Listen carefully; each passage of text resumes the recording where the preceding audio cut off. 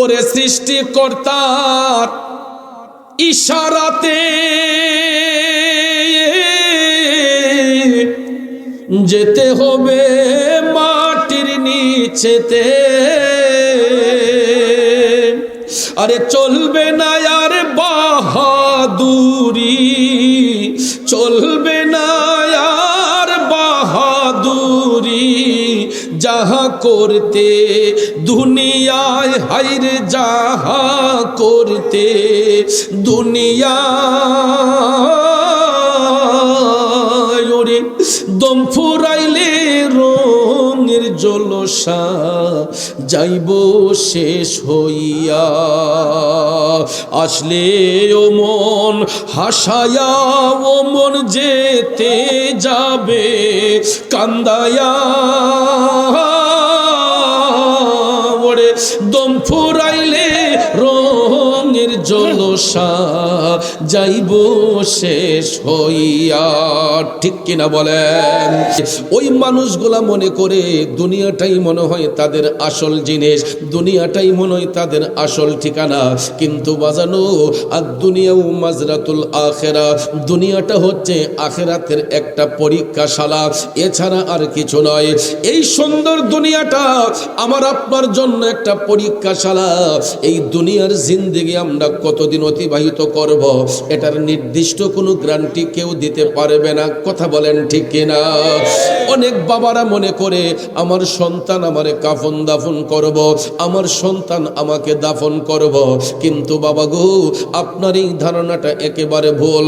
শুধু সন্তানের কাঁধেই পিতার লাশ বহন করা হয় না, অনেক সময় পিতার কাঁধেও সন্তানের লাশ বহন করতে হয়। ঠিক না বেটে? কারণ মৃত্যুর কোনো সিরিয়াল নাই, দুনিয়াতে আসার সিরিয়াল মেনটেন হয়, কিন্তু যাবার কোনো সিরিয়াল নাই। যাবার সময় বাবার আগে সন্তান যেতে পারে, সন্তানের আগে বাবা যেতে পারে, মায়ের আগে মেয়ে যেতে পারে, মেয়ের আগে মা যেতে পারে। কথা বলেন ঠিক কিনা? নবীর প্রেমিকেরা, এই জন্য আমার আল্লাহ সূরা তাহার 55 নম্বর আয়াতে পাকের মাধ্যমে আমাদেরকে সুন্দর করে জানিয়ে দিয়েছেন, বান্দা শুনো, বিসমিল্লাহির রহমানির রহিম, মিনহা খলাকনাকুম ওয়া ফিহা নুঈদুকুম ওয়া মিনহা নুখরিজুকুম তারাতান উখরা। জোরে বলুন ঘোষণাটা কার? আল্লাহ কয় বান্দা শুনো, আমি যেখান থেকে তোমাদেরকে সৃষ্টি করেছি আবার ওখানেই তোমাদেরকে পাঠাবো, শেষ বিচারে আবার সেখান থেকেই তোমাদেরকে উত্তোলন করব। অর্থাৎ এটা হলো আয়াতে পাকের সরল তর্জমা।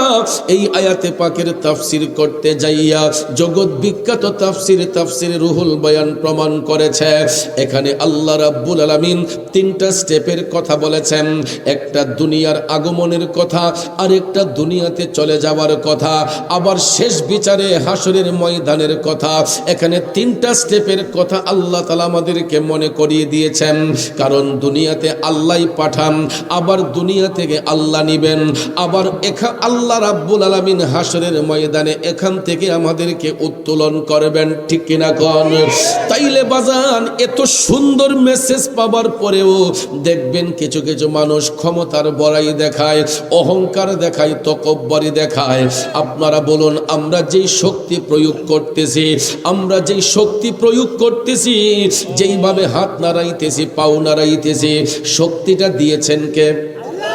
শক্তিটা নিবেন কে? এটার জন্য মাঝে মাঝে দেখবেন আল্লাহ রাব্বুল আলামিন আমাদেরকে শিক্ষা দেওয়ার জন্য মাঝে মাঝে দেখবেন কিছু সুস্থ সবল শরীরের লোকদের মাঝে প্যারালাইসিস নামক একটা রোগ এসে দেখা দেয়। কথা বলেন? প্যারালাইসিস যখন হয়ে যায়, আপনারা লক্ষ্য করে দেখবেন দেহের একটা সাইড অচল হয়ে যায়, একটা হাত একটা পা অবশ হয়ে যায়, যেই লোকটা সুন্দর করে হাত নাড়াইয়া চলতো, পাও নাড়াইয়া চলতো, আল্লাহ রাব্বুল আলামিন এমন কিছু মানুষ আছে তাদেরকে প্যারালাইসিস রোগ দিয়া দেহের একটা সাইড অচল বানাইয়া দেয়। আমরা আফসোস করি, আহারে এত সুন্দর মানুষটা এত সুন্দর করে চলতো, এখন ঘোরবটি হয়ে গেছে, প্যারালাইসিস হয়ে গেছে। ওই লোকটাকে ভালো করার জন্য আমরা দেখবেন প্রাথমিক চিকিৎসা দেওয়ার পরে জেলা সদরে নেই, জেলা সদরে নেওয়ার পরে তাকে রাজধানীতে নেই, রাজধানীতে চিকিৎসা ফেল হয়ে গেলে আমরা ওই রোগীটাকে বিদেশের কোনো দেশের মধ্যে পাঠাই উন্নত চিকিৎসার জন্য। আমরা দামি দামি ডাক্তার কবিরাজ দেখানোর পরেও দেখা যায় আল্লাহ যদি না চায়, বলুন কোন ডাক্তার কবিরাজ রোগীকে ভালো করতে পারবে? কথা কোন পারবে? আমার আল্লাহ প্রমাণ করে দিলেন যে আমি চাইলে তোমাদেরকে সচ্ছলভাবে চালাতে পারি, আমি আল্লাহ চাইলে তোমাদেরকে অচল বানিয়ে দিতে পারি। বলুন ক্ষমতাটা কার? এই জন্য যুবক আমার বাবাজিরা গো, ইত্তাকুল্লাহ, আল্লাহকে ভয় করতে হবে, আল্লাহর ভয় অন্তরে জাগ্রত রাখতে হবে, কবরের কথা আমাদেরকে স্মরণ রাখতে হবে। কারণ এ দুনিয়া ছেড়ে চলে যাব একদিন, মায়ারি বাঁধন ভেঙে যাবে একদিন, আসব না আমি আর এ ভুবনে কোনো দিন, এ দুনিয়া ছেড়ে চলে যাব একদিন। ঠিক কিনা বলেন? এ বন্ধু, যেই দিন দুনিয়ার জিন্দেগি আমার আপনার শেষ হইয়া যাবে, ওই দিন যখন আত্মীয় স্বজন ভাই বেরাদ্দ সবাই আমাকে আপনাকে খাটিয়াতে উঠাইয়া কবর দেশে যখন পাঠাইবে গো, আপনারা বলুন ওই কবরে দুনিয়ার কোনো বন্ধু যাবে? বান্ধব যাবেন? অথচ আমরা প্রায় সময় দেখতে পাই চায়ের দোকানে বসলে বন্ধুদের আড্ডা, রাস্তার মোড়ে বৈশা বন্ধুদের আড্ডা, দুই বন্ধু মিলিয়া 10 জন 5 জন বন্ধু মিলিয়া কত ভ্রমণের মধ্যে আমরা যাই, টুরিস্টে যাই, আমরা অনেক সময় কক্সবাজার যাই, পতেঙ্গা যাই, আমরা জাফলং যাই, মাধবকুণ্ড যাই, বাংলাদেশের দর্শনীয় স্থানগুলা দেখতে যাই। অনেক সময় দেখা যায় রোড অ্যাক্সিডেন্টে দুর্ঘটনার শিকার হইয়া 10টা বন্ধুর মধ্য থেকে একটা বন্ধু চলে যায়। এমন ইতিহাস আছে না নাই? একটা বন্ধু চলে যায়, বাকি 9 জন বন্ধু বন্ধুর কাছে বৈশা চোখের পানি ছেড়ে কান্না করে চোখের পানি দিতে পারে, কিন্তু বলেন ওই বন্ধুরা কি ওই বন্ধুর সঙ্গ আর দিতে পারে? লাশ যখন হইয়া যায়, বন্ধুরা সবাই লাশটা নিয়ে বন্ধুর বাড়িতে নিয়ে আসে, স্বজনরা মিলিয়া তাকে কবরে দাফন করে দিয়া 40 কদম দূরে আসার পরে ইস্তেগফার করে মুনাজাত করে আমরা তাকে দাফন করে একা কবরের মধ্যে রেখে চলে আসি। কথা বলেন ঠিক না বিঠিক? অথচ দেখেন বন্ধুর বাড়িতে বন্ধু গেলে দামি বিছানাটা সুন্দর করে সাজাইয়া দেয়, বক্স পালংটা সুন্দর করে ঝাইরা নতুন বিছানার চাদর বিছাইয়া শিমুল তুলার বালিশ দিয়ে আমাদেরকে ঘুম পাড়াইয়া দেয়। এ খেওড়া এলাকার বাবাজিরা রে, ওই বন্ধুর চোখের সামন থেকে বন্ধু যখন যায়, বন্ধু যদিও দাফন করতে যায়, আপনারা দেখবেন সাদা 3 টুকরো মার্কিন কাপড় দিয়া পেছাইয়া, ঠিক কিনা কোন? সাদা 3 টুকরো মার্কিন কাপড় দিয়া পেছাইয়া এই গুরুস্থানের মধ্যে মাটির একটা বিছানা বানানো হয়, ঠিক কিনা কম? এই বিছানাটাও কিন্তু বড় পরিসরে হয় না। যেই ব্যক্তি মারা যায় ওই ব্যক্তির হাতে 3.5 হাত, ঠিক কিনা কম? এই 3.5 হাত কবরটা খনন করিয়া, এটার কিন্তু একটা নির্দিষ্ট দৈর্ঘ্য আছে, প্রস্থ আছে। আমাদের দেশের রীতি অনুসারে আমরা তার কবরের জায়গাটা এই পরিমাণেই করি, একটু বেশিও নয় একটু কমও নয়। সমাজপতি বলেন, শিল্পপতি বলেন, ধনী বলেন, গরিব বলেন, যেই কোনো ব্যক্তি যদি মুসলিম হইয়া মারা যায়, শিল্পপতির জন্য যেই বড় কবর, রাস্তার ভিখারি যদি মুসলিম হইয়া মারা যায় তার জন্য এই কবর, ঠিক কিনা কোন? বন্ধুরে অথচ দুনিয়ার জমিনে দেখেন আমরা কত রং বেরঙের কাপড় পরি গো। আমাদের গায়ের পোশাক গোলার দিকে তাকাইয়া দেখেন কত দামি দামি ব্র্যান্ডের কাপড় আমরা পরি। কারো গায়ের কাপড়টা নীল, কারোটা লাল, কারোটা বেগুনি, কারোটা হলুদ, ভ্যারাইটিস কালারের কাপড় আমার আপনার গায়ের মধ্যে দিয়ে আমরা বসি। এই যে দেখেন মাঘ মাসের শীত আমাদের কাছ থেকে যাচ্ছে, এত ঠান্ডা শীত, এই শীতকে ভয় করে শীত থেকে বাঁচার জন্য, শরীরটাকে গরম রাখার জন্য আমরা একটা কাপড়ে সীমাবদ্ধ থাকি না, গায়ের মধ্যে অনেকগুলা কাপড় দেই। গেঞ্জির উপরে পাঞ্জাবি, পাঞ্জাবির উপরে সোয়েটার, সোয়েটারের উপরে চাদর, কত সুন্দর করে আমাদের শরীরটাকে গরম রাখার জন্য চাদর দিয়া বেষ্টনী করে। বন্ধু, যদি আমি এই মুহূর্তে মারা যাই, আমি মুরাদ চৌধুরীর গায়ের শালটা আগে খোলা হবে, আমার গায়ের কোটটা খোলা হবে, পাঞ্জাবিটাও খোলা হবে। আমাকে কিন্তু আর বক্স পালঙ্গে আপনি রাখবেন না। এখন যে আসছি আমাকে কত আতর আপ্যায়ন করে আপনার দামি রুমটার মধ্যে নিয়ে বসাইবেন। ঘরের মধ্যে যেই দামি বেডরুমটা, সেই রুমের মধ্যে নিয়ে মুরাদ চৌধুরীকে বসাইবেন। কত সুন্দর করে বালিশটা সাজাইয়া দিবেন, নতুন একটা কম্বল বার করে দিবেন। হুজুর একটু আরাম করে বসেন। কিন্তু বাজান, আমি মুরাদ চৌধুরীও যদি এখন মারা যাই গো, আপনারা কিন্তু ঘরের এই জাজিমে আমাকে রাখবেন না, মাথার নিচে শিমুল তোলার বালিশটা দিবেন না। আমার লাশটা হবিগঞ্জে পৌঁছানোর আগ পর্যন্ত আপনার ঘরের বারান্দার ফ্লোরের মধ্যে একটা চাটি বিছাইয়া আমার নিতর দেহটাকে বালিশবিহীন, কম্বলবিহীন, তোষকবিহীন পাতলা একটা চাদর দিয়া ঢাইকা রাখবেন। কথা বলেন ঠিক কিনা? আব্বারে ও যুবক, আমি গতকালকে একটা জানাজার নামাজের ইমামতি করে আসলাম নবীনগর উপজেলার লাউর ফতেপুর গ্রামে। ভদ্রলোক এত ঠান্ডার মধ্যে মারা গেলেন। দুনিয়াতে যখন ছিলেন কত দামি দামি কম্বল তার গায়ের মধ্যে ছিল। জানাজার মাঠে যাইয়া লাশটা দেখে আমার চোখের পানিগুলা চলে আসলো। প্রত্যেকটা জানাজার মুসল্লিদের গায়ের মধ্যে শীতের কাপড়গুলা সুন্দর করে দিয়ে রাখছে, কিন্তু যেই লোকটা নিতর দেহ নিয়ে শুয়ে আছে, এই SS5 এর বানানো খাটিয়াটা সাধারণত দেখবেন শীতের দিনে লৌহেতে হাত দিলে শরীরটা শিহরিত হইয়া উঠে, ঠিক কিনা কোন? ঠান্ডা এত সুন্দর, এত কঠিন ঠান্ডা লাগে, হাতটা দিলেই যেন শরীরটা কাইপা উঠে। কিন্তু এই খাটিয়ার মধ্যে অন্য কোনো বিছানা নাই, অন্য কোনো লেপ নাই, তোষক নাই। ওই ভদ্রলোক ডেড বডি হওয়ার কারণে তাকে 3 টুকরা মার্কিন সাদা কাপড়, নাকি কালো কাপড়, সবার গায়ে কাপড় হবে কি? জোরে বলেন কি? আজকে যদি শিল্পপতি মারা যান, শিল্পপতির কাফনের রং কি হবে? গরিব লোকের কাফনের রং কি হবে? এ বন্ধু,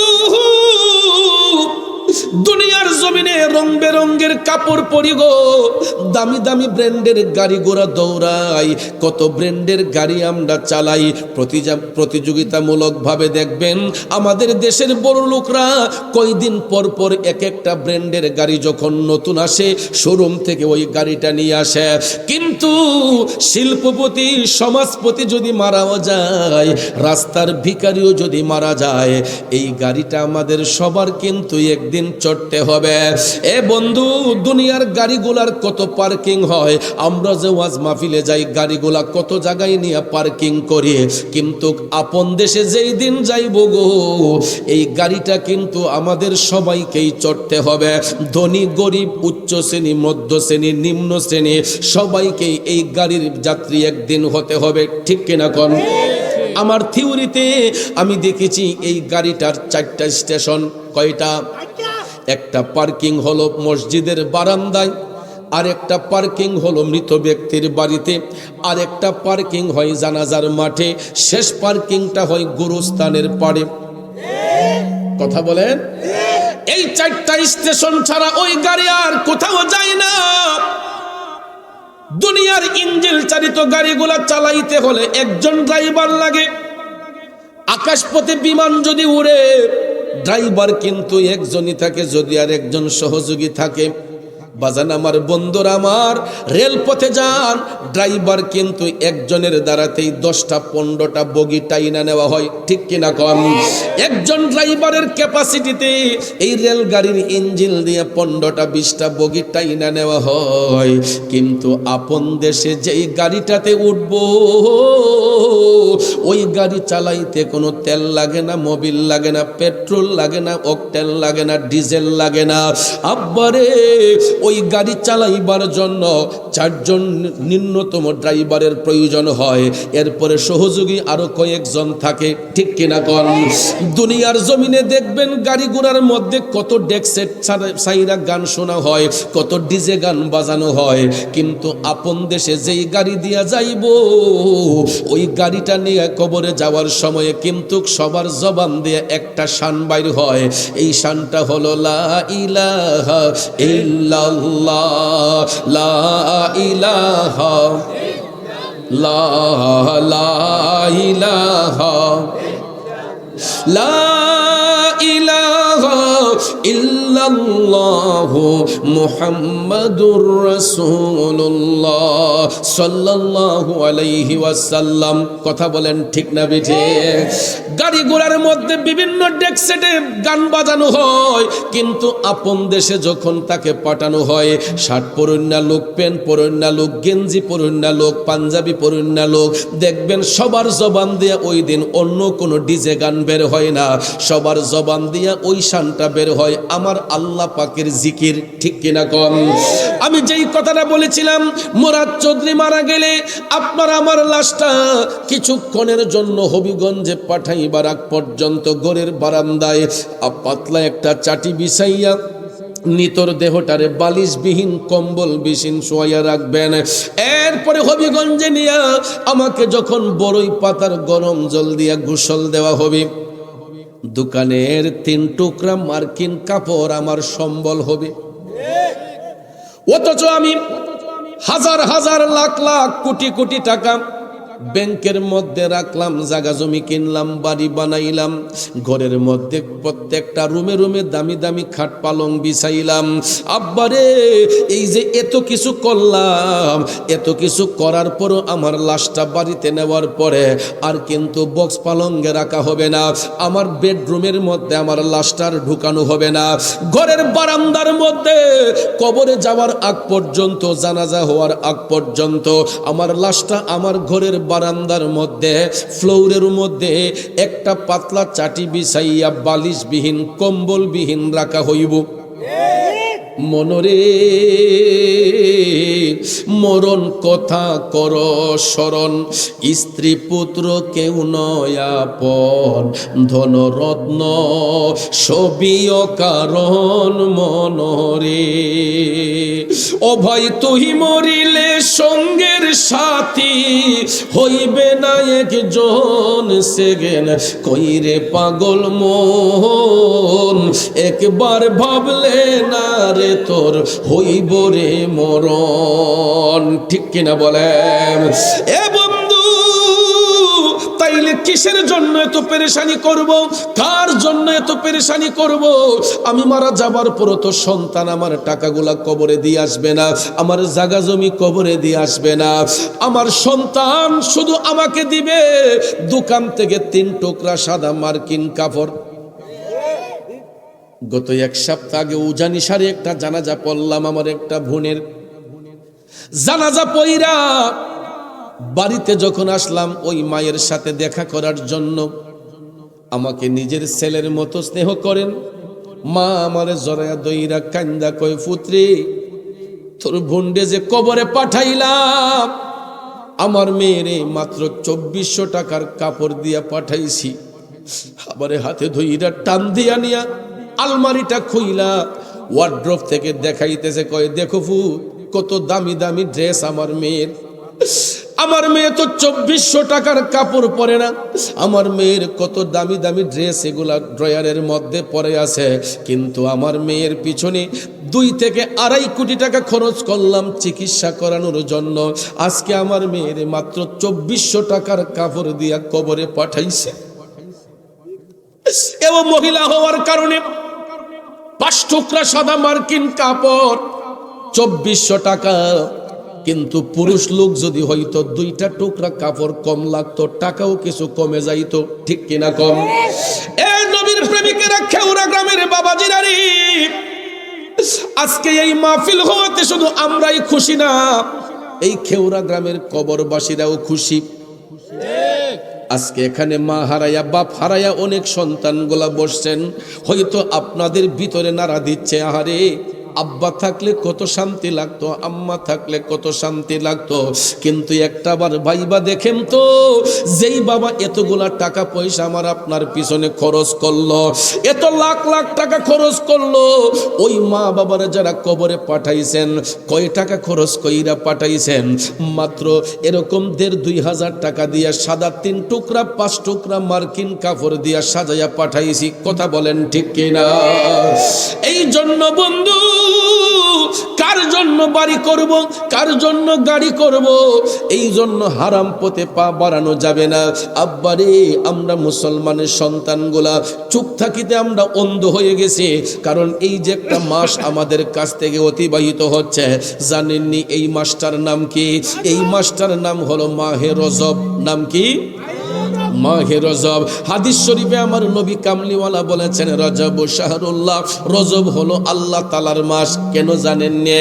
এই মাসে এমন একটা রাত আছে বাজার, যেই রাতটাকে বলা হয়েছে লাইলাতুল মেরাজ, যেই রাতটাকে বলা হয়েছে লাইলাতুল মেরাজ, ঊর্ধ্বগমনের রাত। এই ঊর্ধ্বগমনটা হয়েছিল স্বয়ং রাব্বুল আলামিনের একান্ত ইচ্ছায়। যার হয়েছিল তিনাকে আল্লাহ হাবিবুল্লাহ বলেছেন, আল্লাহ নিজে হাবিব বলেছেন, দুস্থ বলেছেন।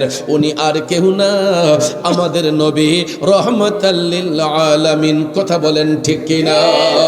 রজবের 27 তারিখ দয়াল নবী মেরাজে যান, আমি পাপী অপরাধী গাইব কি নবীজির শান। ইয়া রাসূলুল্লাহ ইয়া হাবিব ইয়া রাসূলুল্লাহ। বন্ধুরা আমার, বাবাজিরা, ওই 27 তারিখে আল্লাহ ছিলেন মেজবান, আমার নবী ছিলেন মেহমান। আজকে দেখেন আমরা পোস্টারে যাদের নাম আছে, আমরা সবাই মেহমান।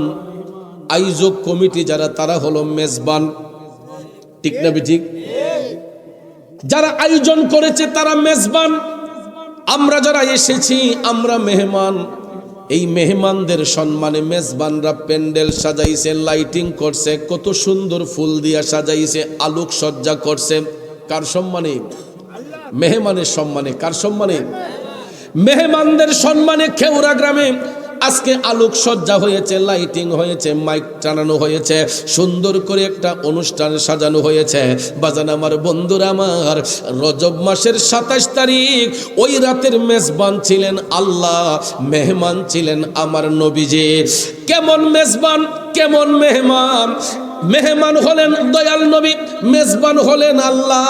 এই জন্য কবি চোরের ভাষায় বলেছেন, আমরা বড়ই ভাগ্যবান মোদের রাসূল আল্লাহর, আমরা বড়ই ভাগ্যবান মোদের রাসূল মেহমান। ঠিক কিনা কোন?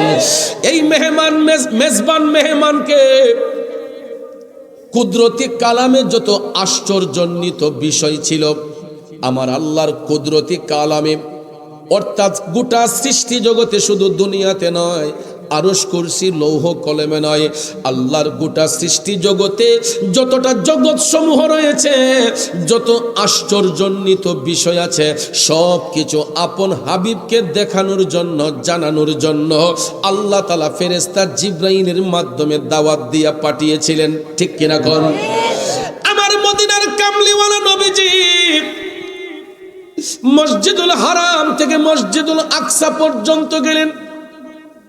খাদেম ছিলেন জিবরাইল, এই জন্য একটু সুরের ভাষায় বলে যাই, জিবরাইল হলেন খাদিম, যাবেন নবী আরশে আজিম, দুলহা সেজে দয়াল নবী বোরাকেতে পা উঠান, আমি পাপী অপরাধী গাইব কি নবীজির শান, ইয়া রাসূলুল্লাহ ইয়া আল্লাহ ইয়া রাসূল বিবাল্লাহ ইয়া রাসূলুল্লাহ। মসজিদুল আকসাতে গিয়া দেখেন নবী কুল আম্বিয়া, ইমাম হয়ে নূর নবীজি 2 রাকাত নামাজ পড়ার, ইমাম হয়ে নূর নবীজি 2 রাকাত নামাজ পড়ার, আমি পাপী অপরাধী গাইব কি নবীজির শান, ইয়া রাসূলুল্লাহ ইয়া হাবিব ইয়া রাসূলুল্লাহ।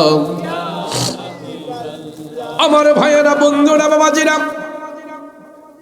মসজিদুল আকসাতে যাওয়ার পরে আমার আল্লাহ সমস্ত আম্বিয়া কেরামগণকে এখানে একত্রিত করলেন। কেন করলেন?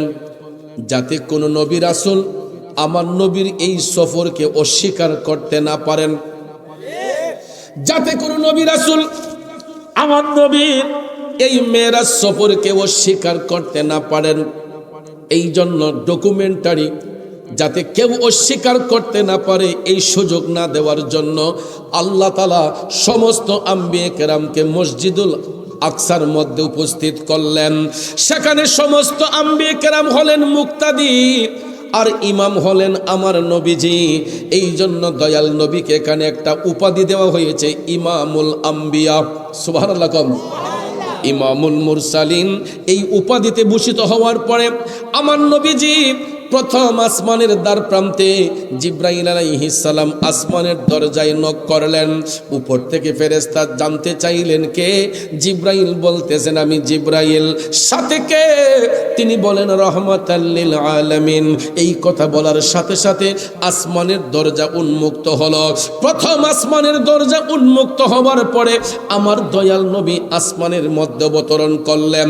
সেখানে প্রথম আসমানে হযরতে বাবা আদম আলাইহিস সালামের সাথে সাক্ষাৎ হলো। সুবহানাল্লাহ। আদম আলাইহিস সালাম আমার নবীকে অভ্যর্থনা জানালেন, স্বাগত জানালেন। এরপরে ভাইয়ের আমার আদম আলাইহিস সালাম বললেন, ইয়া রাসূলুল্লাহ, নবী গো, আপনার জন্য আল্লাহ রাব্বুল আলামিন প্রথম আসমানের যত দর্শনীয় জায়গা আছে সব কিছু সুসজ্জিত করে রাখছেন। এরপরে আদম নবী বলতেছেন, নবী গো, আল্লাহ রাব্বুল আলামিন আপনাকে দেখানোর জন্য জান্নাত এবং জাহান্নাম উভয়টা সুসজ্জিত করে রাখছেন। আপনি চাইলে আগে জান্নাত দেখতে পারেন, আগে চাইলে জাহান্নামটাও দেখতে পারেন। সুবহানাল্লাহ। দয়াল নবী ডাক দিয়ে বলতেছেন, জিবরাইল, ও জিবরাইল, আমি জান্নাত দেখব পরে, আগে জাহান্নামের অবস্থাটা আমি দেখতে চাই। আল্লাহু আকবার।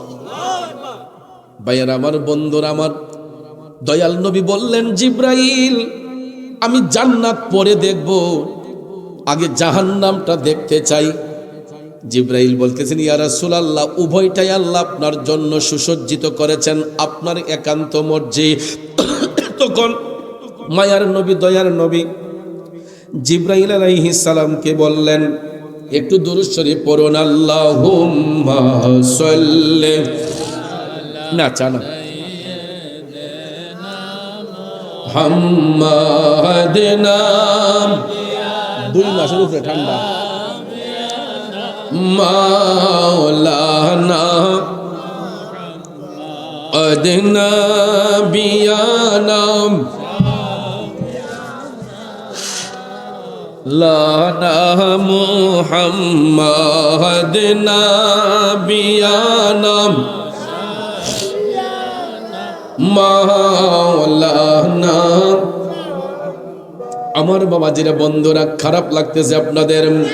আমার নবী বললেন, জিবরাইল, আমি জান্নাত পরে দেখব, আগে জাহান্নামের অবস্থা দেখতে চাই। জিবরাইল বলতেছেন, নবী গো, উভয়টাই আল্লাহ আপনার জন্য সুসজ্জিত করেছেন, আপনার একান্ত মর্জি। তখন নবীজি বললেন, চলো জিব্রাইল, আগে জাহান্নামের আলামতটা দেখে আসি। তখন আমার নবীজি জাহান্নাম দেখার জন্য জাহান্নামের গেটে যখন গিয়ে উপস্থিত হলেন, জাহান্নামের গেট খোলার সাথে সাথে আমার দয়াল নবী দুর্গন্ধ পাচ্ছেন। কি পাচ্ছেন? দুর্গন্ধ পাচ্ছেন। জাহান্নামের মধ্যে সুগন্ধ না দুর্গন্ধ? দয়াল নবী সুগন্ধ পাচ্ছেন না দুর্গন্ধ পাচ্ছেন? হঠাৎ করে আমার নবী দেখতেছেন কিছু কিছু লোক দেখা যাচ্ছে, এরা নিজের শরীরের গোশত নিজে চাবাইয়া চাবাইয়া খাচ্ছে। নাউজুবিল্লাহ কি বলা যাবে না? এমন কিছু লোক দেখা যাচ্ছে, এরা নিজের শরীরের গোশত নিজে চাবাইয়া খায়। টপ টপ করে আমার নবীজি চোখের পানি ছেড়ে কান্না শুরু করে দিলেন। আরে মানুষ হইয়া মানুষের গোশত নিজের গোশত নিজে চাবাইয়া খায়, এটা কেমন মানুষ? এই দৃশ্য দেখে আমার নবীজির চোখের পানি টপ টপ করে পড়তেছে। জিব্রাইল আলাইহিস সালাম ডাক দিয়া কয়, নবী গো, ইয়া রাসূলুল্লাহ, এরা আপনার উম্মতের মধ্যেই একদল লোক নবী গো, এরা দুনিয়ার জমিনে মানুষের উপর জুলুম করত, নির্যাতন করত, এরা পরের হক নষ্ট করত, এরা অন্যের হক নষ্ট করত। ইয়া রাসূলুল্লাহ নবী গো, এরা এতিমের সম্পদ গ্রাস করত। আছে না নাই? এ বাবাজিরা আমার, বন্ধুরা আমার, গোষ্ঠীটা যদি বড় হয় আপনারা দেখবেন বড় গোষ্ঠীর মানুষগুলার আলাদা একটা শক্তি থাকে। এরা দেখবেন এদের গোষ্ঠীর একজন যদি ঝগড়ার মধ্যে লিপ্ত হয়, সালিশতা না কইরা কইরে লাঠি সুটা নিয়ে সবাই বের হও। আমদার গোষ্ঠী বড়, এমন শক্তি দেখেন না ফিলার আসেনি? যাদের গোষ্ঠীগারা কম, দুর্বল, এরার প্রতি দেখবেন বড় গোষ্ঠীর মানুষে একটু টর্চারিং বেশি করে। একটু জোরে কথা কইল কয়, আমরা শুধু কথা কই না কেডারি। এমন অহংকারী লোক আছে না নাই? ওরে সৃষ্টিকর্তার ইশারাতে যেতে হবে মাটির নিচেতে, আরে চলবে না আর বাহাদুরি, চলবে না আর বাহাদুরি, যাহা করতে দুনিয়ায় হাইরে, যাহা করতে দুনিয়ায়, ওরে দম ফুরাইলে রঙের জলসা যাইব শেষ হইয়া, আসলে ও মন হাসায়া, ও মন যেতে যাবে কান্দায়া, ওরে দম ফুরাইলে রঙের জলসা যাইব শেষ হইয়া। ঠিক কিনা বলেন? খেউরা গ্রামের বাবাজিরা, ও যুবক বন্ধুরা রে, গোষ্ঠী বড় হইলে যে ক্ষমতা দেখাইতে হবে, মানুষের প্রতি জুলুম করতে হবে, আপনি হয়তো দুনিয়াতে পার পাইয়া যাবেন, কিন্তু আখিরাতের মধ্যে আপনি পার পাবেন না। ওই লোকগুলা দুনিয়া ছেড়ে যাবার পরে এরা জাহান্নামে নিক্ষিপ্ত হবে। এর জন্য রাসূল বলেছেন, যারা দুনিয়ার জমিনে জুলুম করে, মানুষের হক নষ্ট করে, ইতিমের সম্পদ গ্রাস করে, ওই সমস্ত লোকগুলাকে আমার নবী আপন চোখ মুবারক দিয়া দেখেছেন। জাহান্নামে এদের জন্য কোনো খাবার পণ্য রাখা হয় নাই, জাহান্নামে এদের জন্য কোনো খাবার পণ্য রাখা হয় নাই। এই জন্য এরা নিজের গোশত নিজে চাবায়া চাবায়া খায়। জিব্রাইল আলাইহিস সালাম কয়, নবী গো, ইয়া রাসূলুল্লাহ, এরা একবার নিজের গোশত খাইয়া কমাইয়া ফেলবে, হাড্ডিগুলা বের হইয়া যাবে, আমার আল্লাহ পুনরায় আবার তাদের শরীরে গোশত জয়েন্ট করবে, আবার খাইতে খাইতে হাড্ডি বের হয়ে যাবে, আবার জয়েন্ট হবে। এই রকম ভাবে শেষ বিচারের আগ পর্যন্ত, কিয়ামতের আগ পর্যন্ত ওই জাহান্নামী লোকগুলা, জুলুমকারী লোকগুলাকে আমার আল্লাহ জাহান্নামের মধ্যে এদের নিজের গোশত নিজেকে ভক্ষণ করাবেন। নাউজুবিল্লাহ, আস্তে না জোরে হবে। তাইলে বলুন জুলুম নির্যাতন বন্ধ হবে না চলবে? বন্ধ হবে না চলবে? এ বন্ধু, শুধু তাই নয়, আমার দয়ার নবী মায়ার নবী আরেকটু সামনে গেলেন, আরেকটু সামনে যাইয়া দেখতেছেন আরো কিছু কিছু লোক দেখা যায় রে বাজার, এদের পেট গুলা অনেক উঁচা উঁচা, পেটের চামড়া গুলা খুবই পাতলা, সাপ বিচ্ছু গুলা তাদের পেটের মধ্যে দৌড়াদৌড়ি করতেছে, কিলকিল করতেছে। জোরে কন্যা নাউজুবিল্লাহ। এই কথাগুলো আমি বলতাম না, কিন্তু পোস্টারের মধ্যে তাকাইয়া দেখলাম কবরবাসীর স্মরণে মাহফিল, এই জন্য বাজান আমি কথাগুলা বলতেছি। খারাপ লাগতেছে আপনাদের? নবী কামলিওয়ালা দেখতেছেন জাহান্নামে যাইয়া, আমার নবী মেরাজের রাতে দেখলেন জাহান্নামে প্রবেশ করে নবী দেখলেন কিছু কিছু লোক দেখা যায় এদের পেটগুলা অনেক উঁচা উঁচা, পেটের চামড়াগুলা খুবই পাতলা, সাপ বিচ্ছুগুলা এদের পেটের মধ্যে কিল কিল করতেছে। এই দৃশ্য দেখে আমার নবীর চোখের পানি মোবারক টপ টপ করে পড়তেছে। দয়াল নবী কান্দে। জিবরাইল আলাইহিস সালাম কয়, নবী গো, ইয়া রাসূলুল্লাহ, এরাও আপনার উম্মতের মধ্যেই একদল লোক। নবী গো, এরা দুনিয়ার জমিনে ইন্টারেস্ট খাইতো।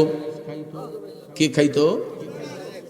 ডিজিটাল যুগ তো, এই জন্য ইন্টারেস্ট বলতে হয়, কারণ সুদ কইলে অনেকের লজ্জা লাগে। ঠিক না ঠিক?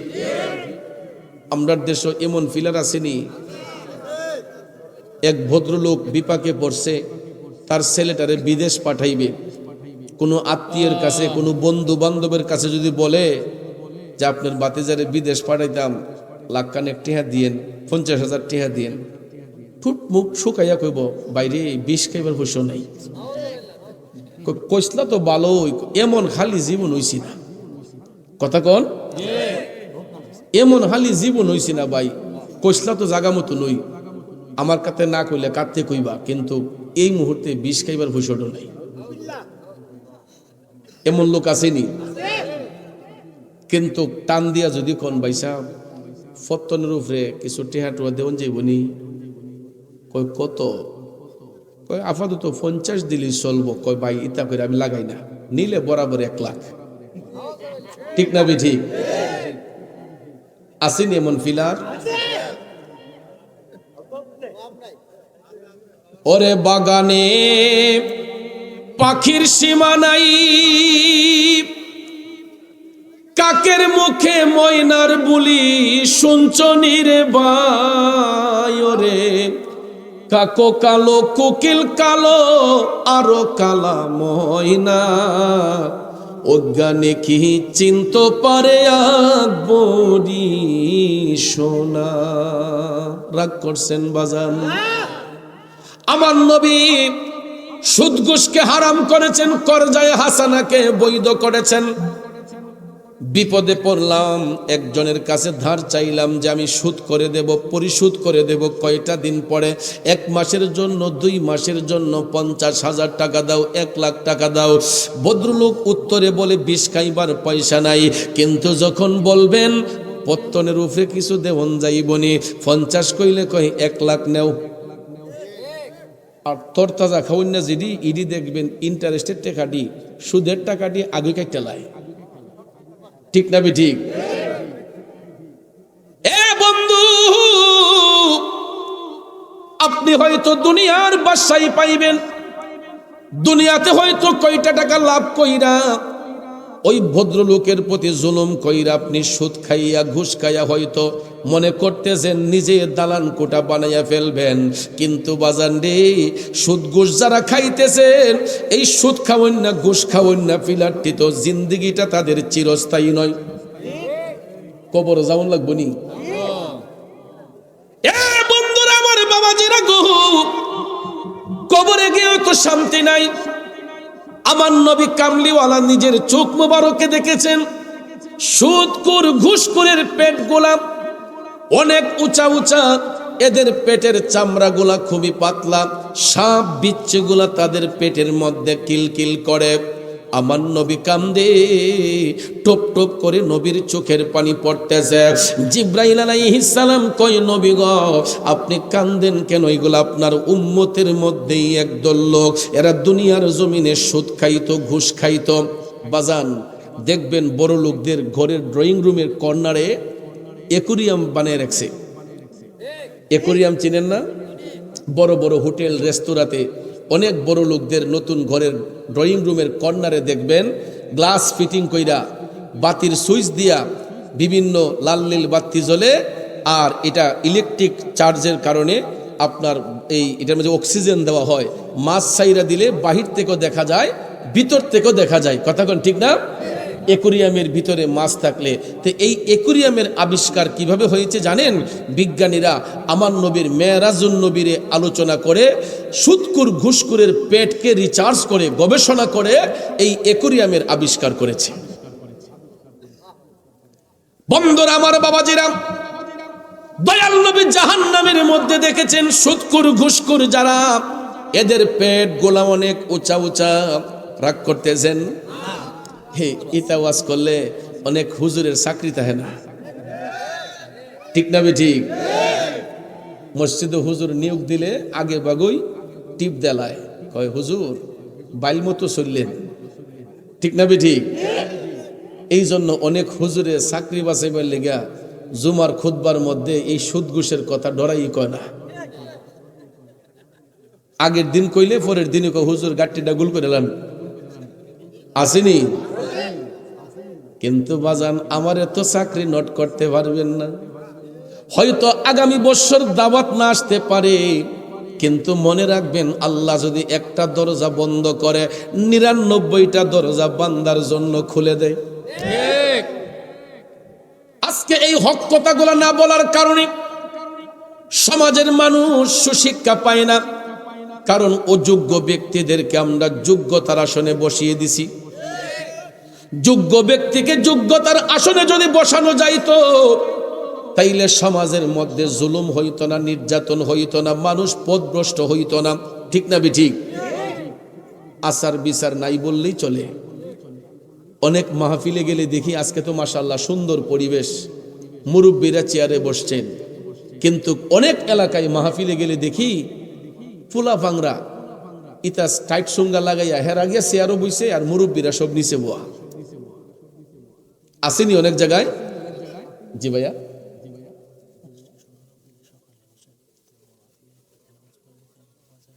জি আচ্ছা আচ্ছা ঠিক আছে, আচ্ছা ইয়াসিন মিয়ারের সামনে এনে বসাইয়েন।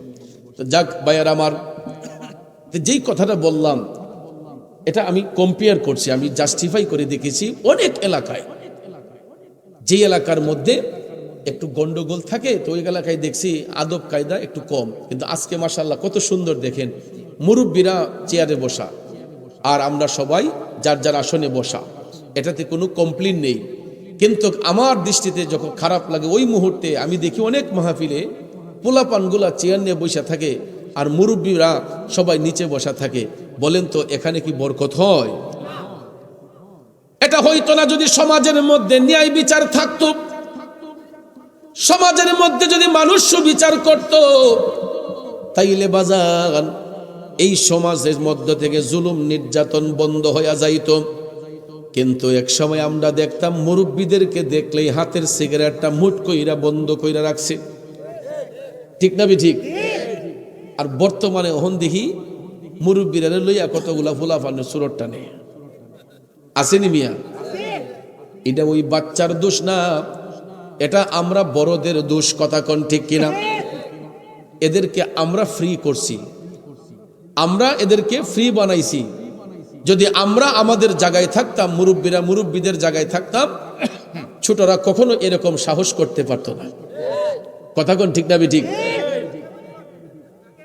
একটু কষ্ট করে আগাইয়ে বসেন। আমি প্রথমেই বলেছিলাম যে একটু আগাইয়ে বসে যান, কারণ মানুষ আসতেছে, অনেকেই বসতে হবে। একটু দুরূদ শরীফ পড়েন, আল্লাহুম্মা সাল্লি আলা সাইয়্যিদিনা আদনাবি শাফি মৌলানা মুহাম্মদ নবী, মেহেরবানি করে একটু আগে যান।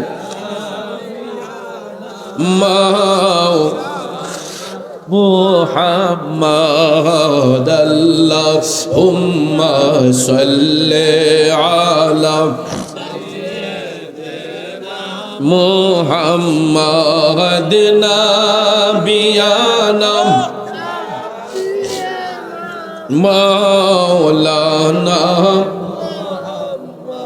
বাবাজিরা আমার, যেই কথাটা বলেছিলাম, অযোগ্য ব্যক্তিদেরকে যখন যোগ্যতার আসন দেওয়া হয় তখনই কিন্তু সমাজের মধ্যে আর ন্যায় বিচার থাকে না, জুলুম নির্যাতন বেড়ে যায়, অহংকার রিয়া বেড়ে যায়, ঠিক কিনা কোন? এই জন্য হক কথাগুলা যারা বলবে, অযোগ্য ব্যক্তিগুলা তাদেরকে আগে ভাগেই সিগন্যাল দিয়ে রাখে, হুজুর চাকরি যদি থাকতে হয় এই ওয়াজ কইরেন না। হ্যাঁ, কিন্তু বাজান একটা দরজা বন্ধ হয়ে গেলে আমার আল্লাহ বান্দার জন্য 99টা দরজা খুলে দেয়। বাজান রে, রিজিকের মালিককে, রিজিকের মালিক আল্লাহ, কারো রিজিক কেউ বন্ধ করতে পারবে না। আল্লাহ যদি আপনার রিজিক ডাইলা দেয়, কেউ কি আটকাতে পারবে? বাজারের মধ্যে দেখবেন দোকানদার অনেকই আছে, সবার দোকানে তুই কাস্টমার কম বেশি আসে না? একদম সিফাগল্লির মাঝে দোকান থাকলেও দেখবেন যেই কোনো উসিলায় এই দোকানের মাঝে কাস্টমার গিয়ে হয়। রিজিক দেন কে? অনেকেই তো মনে করে যে আরে সিফার মধ্যে দোকান দিছে, এর দোকানও কাস্টমার যাইব কেমনে? ইদার দোকান চলতো না, আমরা কই চলতো না, আল্লাহ কয় আমি চালাইব। কথা কোন ঠিক না? রিজিক আসে আল্লাহর পক্ষ থেকে, যেই কোনো উসিলায় যেই কোনো ভাবে দেখবেন আল্লাহ রিজিকের ফায়সালা করে দেয়। কিন্তু হক কথাগুলা বলতে হবে, কারণ আল হাক্কু মুররুন, সত্য কথা তিতা, কিন্তু সত্যটারে ভালোবাসবেন। একটা কথা মনে রাখবেন, তিতা জিনিসের কিন্তু মূল্য বেশি। জিনিসটা যদিও তিতা, তিতা জিনিসের মূল্য কি? ডাক্তারের কাছে গেলে আপনার রুগীরে কয় বাড়ির দক্ষিণ পাশে একটা নিম গাছের চারা লাগাইয়েন। কথা কোন? কেউ নিম গাছের পাতা কি খুব মিষ্টি নাকি? তিতা না মিডা? তিতা কত প্রকারও কি কি খাইলে বোঝন যায়। তাহলে ডাক্তার সাহেব এত তিতা জিনিস ইডার অ্যাডভাইস করতেছে, কই বাড়ির দক্ষিণ পাশে একটা নিমের চারা লাগাইয়েন। কারণ জিনিসটা যদিও তিতা হয়, এটা অনেক রোগের শেফা হয়। কথা বলেন? বিজ্ঞান গবেষণা করে দেখেছে, নিম গাছ যদি বাড়ির পাশে লাগানো থাকে, অক্সিজেন ভালো থাকে, শ্বাস নিঃশ্বাস নিতে সহজতর হয়। বাজান আমার, বন্ধুরা আমার, শ্বাস নিঃশ্বাস নিতে একটু সহজতর হয়। এই জন্য জিনিসটা তিতা হলেও এই তিতা জিনিসের গুণ কম না বেশি? এরপরে দেখবেন লিভারের সমস্যা হইলে ডাক্তারে কয় করল্লা খাইয়েন। করল্লার দাম বাজারে কম না বেশি? অন্যান্য সবজির তুলনায় আমি দেখছি করল্লার দাম অনেক বাজারে বেশি থাকে। তো করল্লা জিনিসটা কি হুজুর বেশি মিষ্টি নাকি? হ্যাঁ, তিতা হইল দেখবেন খাওয়ানো বসলে আগে কয় করল্লা চিনিও, ঠিক না ঠিক? জিনিসটা যদিও তিতা হয়, এই তিতা জিনিসের মূল্য বেশি।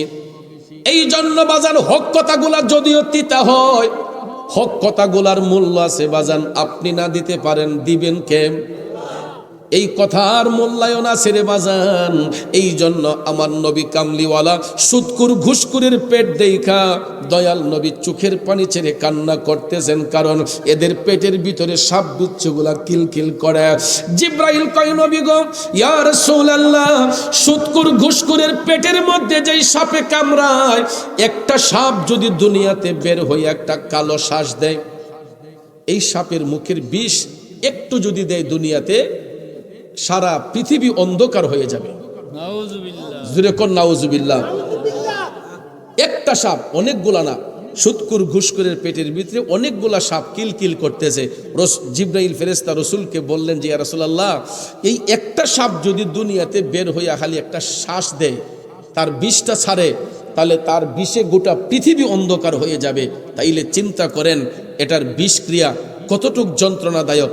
আর এই বিষক্রিয়া জাহান্নামীদের পেটের মধ্যে সাপেগুলা কামড়াইতেছে, কিয়ামতের আগ পর্যন্ত কামড়াইব। তাইলে দুনিয়া আসল না আখেরাত আসল? বাবাজিরা আমার, বন্ধুরা আমার, কথায় কথা লম্বা হয়ে যাবে, এই জন্য সেই দিকে যাব না। আমার রাসূল আরেকটু সামনে গেলেন, দয়াল নবী আরেকটু সামনে যাইয়া দেখতেছেন। এ যুবক পোলাপান একটু মনোযোগ দিয়া শুনবেন। দয়াল নবী আরেকটু সামনে গেলেন জাহান্নাম দেখতে যাইয়া। আমার নবী আরেকটু সামনে গিয়া দেখতেছেন কবরের ভিতরে বিদ্রুপের মতো চিৎকার শোনা যাচ্ছে। কবরের ভিতরে বিদ্রুপের মতো চিৎকার শব্দ শোনা যাচ্ছে। কবরের মাটিগুলা ফাইটা আগুনের ফুলকিগুলা লাফাইয়া লাফাইয়া উপর দিকে উঠতেছে। নাউজুবিল্লাহ কোন। আর কারা যেন কবরের ভিতরে বিদ্রুপের মতো চিৎকার করতেছে। এই শব্দ শুনিয়া আমার নবীজির চোখের পানি মুবারক চলে আসলো। খেউরা গ্রামের বাবাজিরা রে, এ যুবক বন্ধু, নবী আমার চোখের পানি টপ টপ করে ছেড়ে কান্না করতেছেন। জিব্রাইল আলাইহিস সালাম ডাক দিয়া কয়, নবী গো, এরা আপনার উম্মতের মধ্যেই একদল লোক যাদের কান্নার শব্দ শুনতেছেন। নবী গো, এই ছেলেগুলা মা বাবার অবাধ্য সন্তান, কুলাঙ্গার সন্তান। নাউজুবিল্লাহ কোন। ওগো নবীজি, ওই সন্তানগুলা দুনিয়ার জমিনে এরা কথায় কথায় তাদের মারে ধমক দিত, বাবারে ধমক দিত। এরা অনেক সময় তাদের মা বাবার উপর হাত উঠাইতো, মা বাবার গায়ের উপর হাত উঠাইতো। এমন বেয়াদব সন্তান কিছু আছে না নাই? এ যুবক বন্ধুরে, আমার আল্লাহর ইবাদতের সঙ্গে কাউকে শরীক করতে বারণ করেছেন, কিন্তু সূরা বনী ইসরাঈলের 23 নম্বর আয়াতে পাকে আল্লাহ বলছেন, ওয়াবিল ওয়ালিদাইনি ইহসানা, পিতা এবং মাতার সাথে উত্তম ব্যবহার করো, ভালো ব্যবহার করো। নির্দেশ কার? এই জন্য আল্লাহ বলেছেন, আল্লাহ পাকের সাথে যেমন কোনো অংশীদারিত্ব নাই, একটা সন্তানের কাছে তার মা বাবার চেয়ে ঊর্ধ্ব মর্যাদার অধিকারী এই পৃথিবীতে আর কেউ নাই। কথা বলেন। এই জন্য কবি বলেছেন, মা বিনে বান্ধব নাই রে, মা বিনে বান্ধব নাই রে, এই যে সোনার দুনিয়ায়, ভেবে দেখো কি করছো এই মায়ের লাগিয়া, ভেবে দেখো কি করছো এই মায়ের লাগিয়া। মা বিনে বান্ধব নাই রে, মা বিনে এই যে সোনার দুনিয়া, ভেবে দেখো কি করছো এই। একটু ভাইবা দেখো যুবক, মা বাবা আমার আপনার জন্য কি করেছেন, আমরা কি করছি। এই যে মাঘ মাসে শীত, যেই মা বাচ্চা প্রসব করেছে, একটু ওই মার দিকে তাকাইয়া দেখবেন, কম্বল দিয়া ঘুমাইতে হয়। একটা কম্বলের শীত মানে না, কম্বলটারে ডাবল কইরা আমরা বিছানার মধ্যে শুই। কিন্তু এই নরম বিছানাটায় যখন মায়ের কোলের শিশু সন্তান প্রস্রাব করে দেয়, পায়খানা করে দেয়, মাঝরাতে মা যদি হাত দিয়া দেখে সন্তানটা ভিজা জায়গার মধ্যে পড়ে আছে, দেখবেন ওই মা শীতকে উপেক্ষা না করে সুন্দর করে বিছানাটা ছেড়ে দিয়া মা লাফ দিয়া উঠা যায়, সাথে সাথে একটা শুকনা কাপড় দিয়া বাচ্চাটারে পেঁচাইয়া ভিজা জায়গাটা মা 2 হাত দিয়া পরিষ্কার করে। প্রস্রাবের গন্ধ, পায়খানার গন্ধ অন্য একটা লোকের নাকের মধ্যে লাগলে আমাদেরকে ধমক দিয়া কয়, কি গো মুখের মা, এই তোর ফুতে পেশাব করেছে, পায়খানা করছে, তাড়াতাড়ি পরিষ্কার কর। ধমক দিয়া কয়, আগো তোমার গরু গন্ধ করে, কয় কিনা। এ বন্ধু, যেই মায়ের গর্ভ থেকে সন্তান ভূমিষ্ঠ হয়েছে, ওই মা কিন্তু সন্তানের পেশাব পায়খানা পরিষ্কার করার জন্য নাকের মধ্যে কোনো সুগন্ধি লাগায় না, রুমের মধ্যে আলগা কোনো এয়ার ফ্রেশনার ব্যবহার করে না। বন্ধুরে, ওই মা 2 হাত দিয়া সন্তানের পেশাব পায়খানা পরিষ্কার কইরা মা যখন দেখে সন্তানটা ঠান্ডার মধ্যে পড়ে আছে, দেখবেন মায়ের বুকের মধ্যে বাচ্চাটারে চাপ দিয়া ধইরা শুকনা একটা কম্বল দিয়া মা বাচ্চাটারে নিজের আঁচল দিয়া বুকের মধ্যে রাখে। কথা কোন ঠিক কিনা? অনেক সময় দেখবেন বাচ্চাদের নিউমোনিয়া হয়ে যায়, ঠান্ডা কাশি হয়ে যায়, মা দুঃখিনীটা পাগলের মতো হয়ে যায়। কথা বলেন ঠিক না বেঠিক? অনেক সময় কাশতে কাশতে বাচ্চার যখন শ্বাসকষ্ট হইয়া যায়, দেখবেন সারাটা রাত মা ওই বাচ্চারে ঘেঁষ দিতে থাকে আর টপ টপ কইরা মা কান্দে। এই জন্য কবি বলেছেন, হাতে পায়ে তেল মাইখা মায়ে দিল শক্ত করি, প্রসাব পায়খানায় আমি মায়ের কোলে করি। তবু না আমার রাগ হইল ভিজল গুয়ে মুতে, আমারে শুকনাই রাখিয়া মাই থাকে ভিজাতে। আরে ভাই অসুখ হইলে দেখি চায়া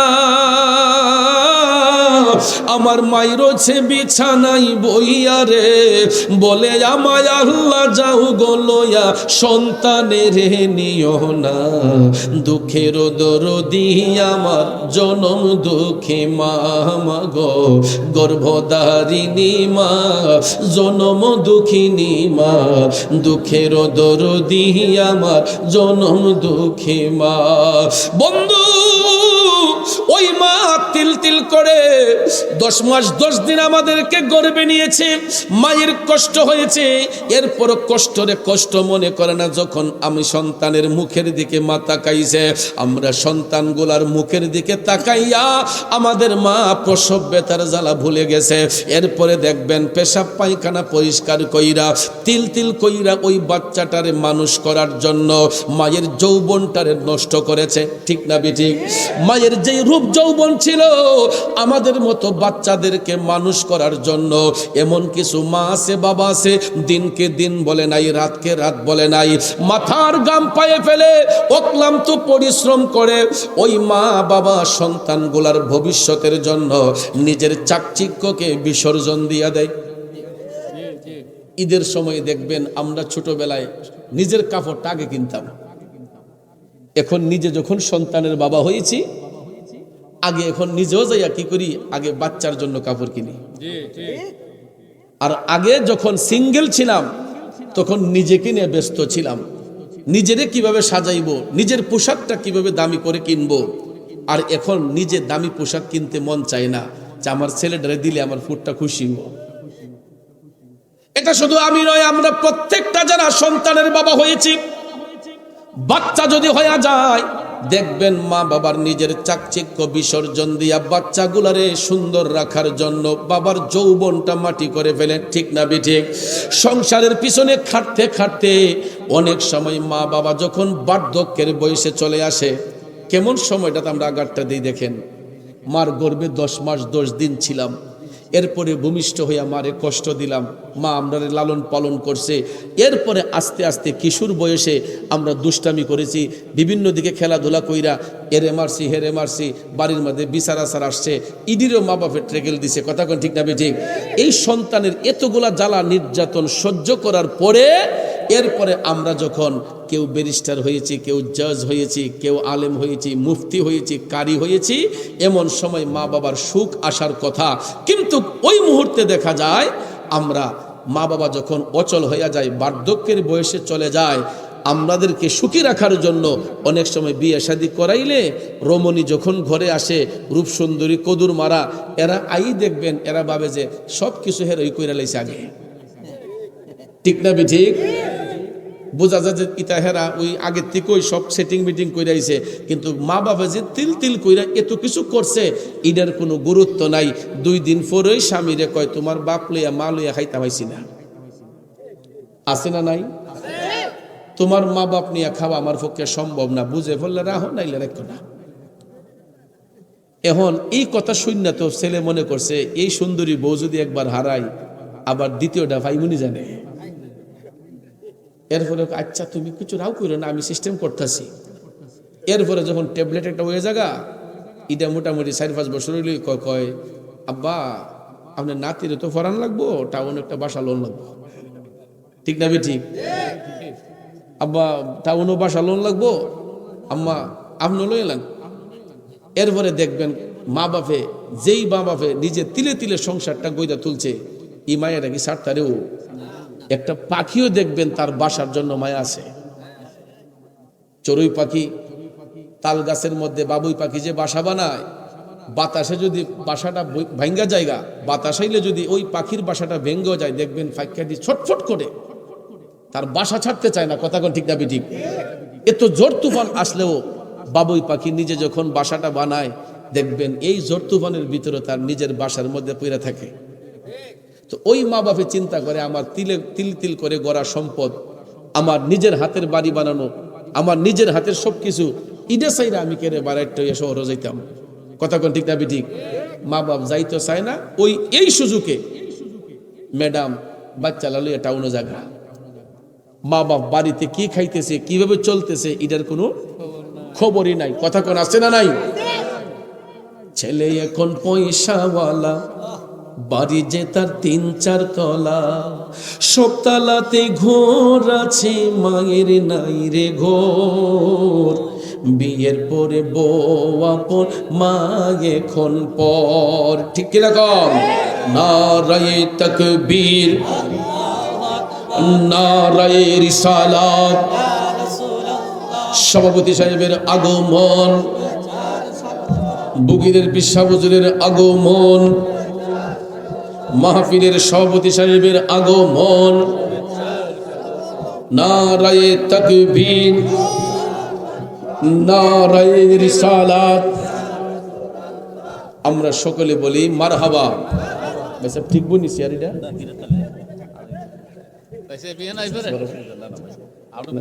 আচ্ছা মারহাবা কোন না, ইডি অনেক সময় প্লাস্টিকের চেয়ার দুর্বল থাকে, আমরা তো আর দুনো ভাই একবারে দুর্বল না, ঠিক না বেঠি?